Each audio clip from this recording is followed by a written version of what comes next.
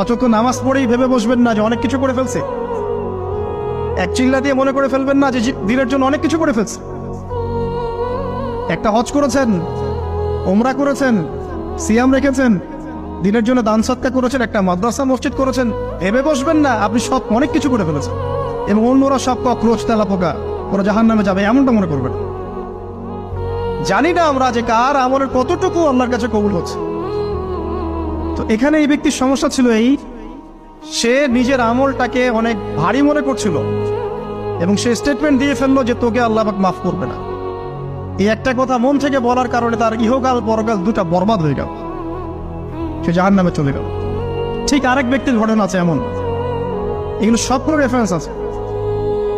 এক ব্যক্তি প্রচুর ইবাদত করত, আল্লাহ পাক তার ইবাদত করার জন্যে পাহাড়ের চূড়ায় একটা সুন্দর ব্যবস্থাও করে দিয়েছিলেন। সেখানে ডালিম গাছ হতো, ঝর্ণা আসতো, খাবারের কোনো অভাব নাই। হাদিসে এসেছে 500 বছর সে ইবাদত করেছে। কত বছর?